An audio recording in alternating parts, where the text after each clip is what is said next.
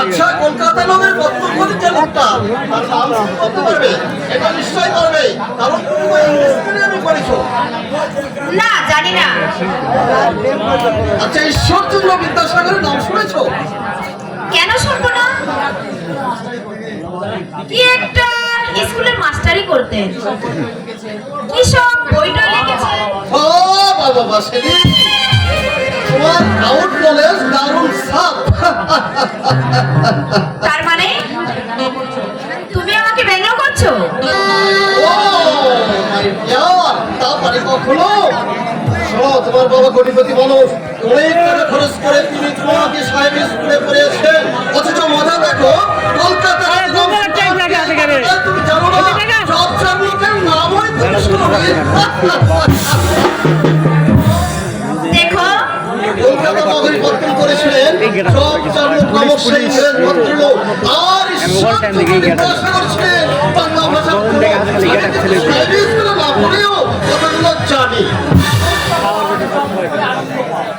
তুমি যখন তখন আমাকে জব্দ করে আনন্দ পাও, কেন তুমি আমাকে অপমান করে? আমাকে পছন্দ না হয় বলে দিলেই পারো। কি আশ্চর্য! যত চেষ্টা করি তোমার মন জুগিয়ে চলবো, রোজই তুমি আমাকে আঘাত দাও, রোজই আমাকে আঘাত দাও।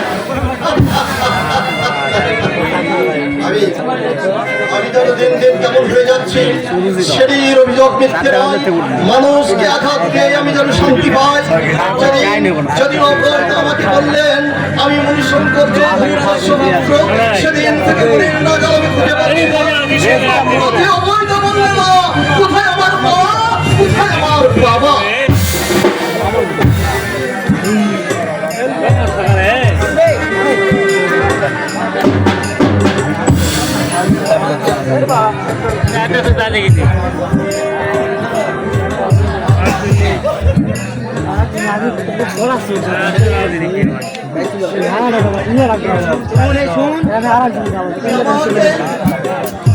তুমি আমার উপর অভিমান করেছো।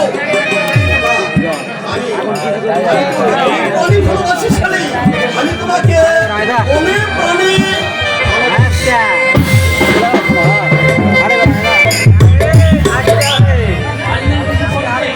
পারলেন কিছু করতে বিআই মশাই? পুলিশ মন্ত্রীকে বলেছি, বিবেচনা করতে রাজি হয়েছে।